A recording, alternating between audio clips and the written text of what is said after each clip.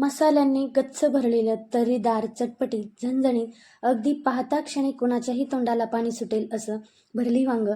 तर नमस्कार, मी नयन मराठी रेसिपी या चॅनलवर सर्वांचं खूप मनापासून स्वागत.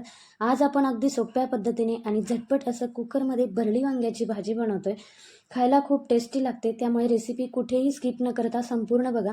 रेसिपी सुरू करण्याआधी नयन मराठी रेसिपी या चॅनलवर जर नवीन असाल तर चॅनलला सबस्क्राईब करा आणि व्हिडिओ खालील घंटीचं बटन दाबायला विसरू नका, म्हणजे नवीन व्हिडिओचे नोटिफिकेशन तुम्हाला सर्वात आधी मिळतील. रेसिपीला सुरुवात करू.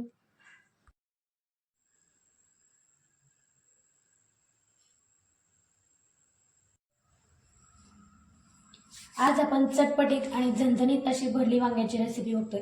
तर त्यासाठी आपण जे साहित्य घेतले ते बघू.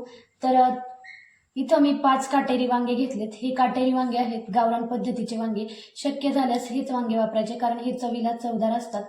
तर हे वांगे मी स्वच्छ धुवून घेतले. आता त्यानंतर जे बाकीचं साहित्य आहे ते बघू. तर अर्धी वाटी मी इथं कापलेलं खोबरं घेतलं. तुम्ही खोबरं किसून घेतलं तरी चालेल. त्यानंतर अर्धी वाटी इथं शेंगदाणे घेतले. मी मध्यम आकाराचे 2 कांदे इथं बारीक कट करून घेतले. त्यानंतर कोथिंबीर बारीक कापून घेतली. चवीनुसार इथं मीठ घेतलंय. त्यानंतर अर्धा चमचा मी इथं किचन किंग मसाला घेतलाय. 1 चमचा कांदा लसूण मसाला घेतलाय आणि 1 चमचा इथं आपलं रोजचं वापरातलं जे काळं तिखट असतं ते घेतलंय. त्यानंतर अर्धा चमचा हिंग आणि अर्धा चमचा हळद घेतली. 5-6 लसणाच्या पाकळ्या आणि आलं घेतलंय. त्यानंतर अर्धा चमचा लाल तिखट हे तरीचं घेतलंय आणि अर्धा चमचा लाल तिखट आपण हे तिखटवालं घेतलंय. त्यानंतर 5-6 कढीपत्त्याची पानं घेतली. त्यानंतर 1 चमचा इथं धने पावडर घेतली. त्यानंतर 1 चमचा पांढरे तीळ घेतले. आता हे आपण साहित्य घेतलंय. यानंतर आता आपण वांगे कट करून घेतोय. वांगे मी इथं कट करून घेतले, हलकेसे याचे काटे काढून घेतले आणि 4 भागात असे कट करून घेतले. आणि ह्या पाण्यामध्ये थोडंसं मीठ टाकून आपण हे पाण्यात ठेवतोय. आता वांगे आपण पाण्यात ठेवतोय तोपर्यंत आपण शेंगदाणे आणि खोबरं भाजून घेतोय. आता यानंतर आपण शेंगदाणे भाजून घेतोय. तर त्यासाठी मी कढई गरम करायला ठेवली. आता आपण घेतलेले शेंगदाणे यात टाकून घेऊ. गॅसच्या मध्यम आचेवर आपल्याला हे शेंगदाणे भाजून घ्यायचे. शेंगदाणे भाजून झाले. आता आपण हे एका ताटामध्ये काढून घेऊ. त्यानंतर त्याच कढईत आपण कापून घेतलेलं खोबरं घालतोय. खोबरं आपण हलकंसं सोनेरी रंगावर भाजून घेतोय. खोबरं आपलं भाजून झालंय. आता आपण हे भाजलेल्या शेंगदाण्याच्या ताटात काढून घेतोय. यानंतर आपण गॅस बंद करतोय आणि जे आपण पांढरे तीळ घेतले ते आपण यात टाकून घेऊ. हलकेसे आपल्याला हे भाजून घ्यायचे. खोबरे शेंगदाणे आपण भाजून घेतले. आपण एका पसरट भांड्यात ठेवले, म्हणजे ते लवकर थंड होतात. त्यानंतर आपण 2 चमचे इथं पांढरे तीळ घेतले. कढई आपण गॅस बंद केला आणि मग गरम कढईत फक्त हे आपण हलकेसे भाजून घेतले. आता आपण हे मिक्सरच्या भांड्यामध्ये बारीक करून घेतो. आता हे आपण मिक्सरला बारीक करून घेतोय. हे थोडंसं बारीक झालं की मग आपण आलं, लसूण आणि कढीपत्ता आणि थोडीशी कोथिंबीर यात बारीक करून घेतोय. आपण ह्या पद्धतीने हे मिक्सरला बारीक करून घेतलंय. आता यानंतर आपण कढीपत्ता, कोथिंबीर आणि आलं लसूण यातच घालतोय. आपण हे सुरुवातीला जर घातलं तर आपलं वाटण बारीक होत नाही, त्यामुळे आपण आधी हे फिरवून घ्यायचं आणि त्यानंतर आपण हे कोथिंबीर, कढीपत्ता आणि आलं लसूण घालतोय. आता हे परत आपण मिक्सरला फिरवून घेतोय. असं आपण मिक्सरला याचं बारीक वाटण करून घेतलंय. पाणी न घालता आपण हे वाटण तयार करून घेतलं. आता त्यानंतर आपण यात धने पावडर घालतोय. त्यानंतर चवीनुसार मीठ.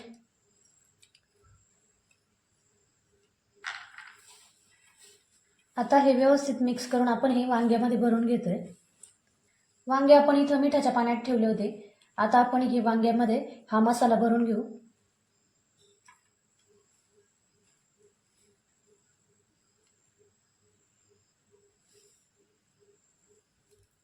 असं दाबून दाबून आपल्याला हा मसाला आतपर्यंत भरून घ्यायचा आहे.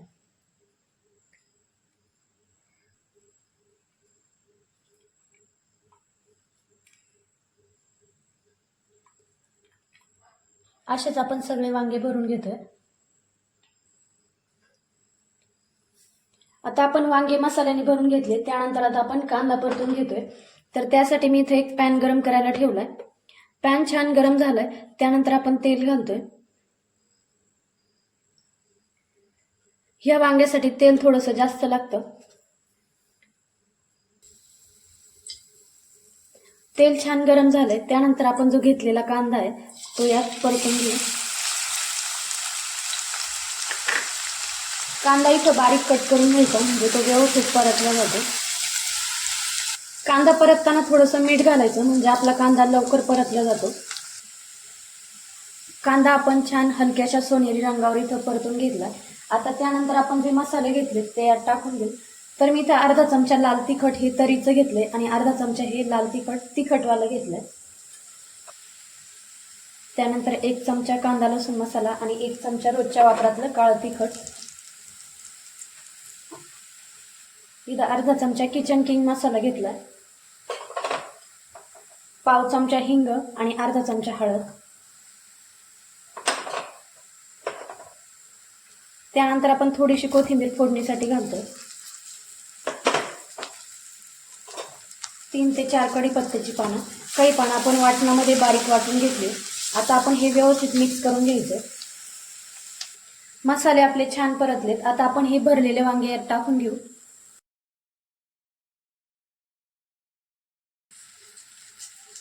शेंगदाणे आणि खोबऱ्याचं आपण वाटण तयार करून घेतलं होतं. आपण काही वाटण वांग्यामध्ये भरलं आणि जे शिल्लक वाटण आहे ते आपण ह्या मसाल्यामध्ये घालून घेतोय.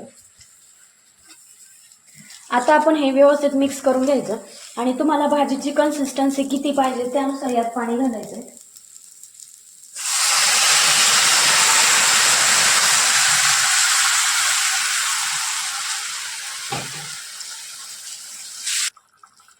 आता गॅस इथं आपल्याला बारीक ठेवायचा आहे. आपल्या भाजीला छान उकळी आली. आता यानंतर आपण फक्त कुकरची एक वाफ काढून घेतोय.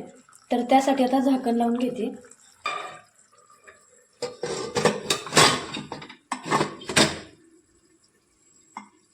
कुकरची शिट्टी न घेता आपण फक्त वाफ काढून घेतली. आता आपण झाकण उघडून बघू. कुकर इथं आपला हलकासा थंड झालाय. तुम्ही बघू शकता अगदी चटपटीत आणि झणझणीत असं आपलं मसाला वांग इथं तयार झालंय, म्हणजेच भरली वांग. आपण इथं कुकरची शिट्टी न घेता हे वांग शिजवून घेतलं. आपण जर कुकरची एक शिट्टी घेतली तर वांग्याचा खूप जास्त गाळ होतो. त्यामुळे कुकरची फक्त वाफ करून घ्यायची आणि शिट्टी होण्याच्या वेळेस आपण गॅस बंद करून हलकासा थंड करून आपण इथं झाकण काढून घेतलंय, म्हणजे आपले वांगे व्यवस्थित शिजल्या जातात. आता आपण हे सर्व करू.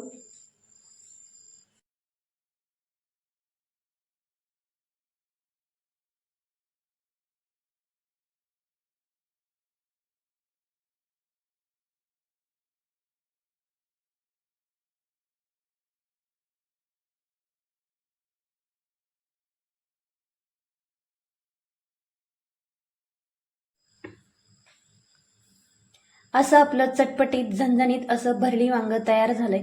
अगदी मसाल्यांनी गच्च भरलेलं तरीदार असं वांग आपण तयार केलंय. अगदी पाहता क्षणी कुणालाही आवडेल आणि ते खावंसं वाटेल इतकं ते चविष्ट असतं.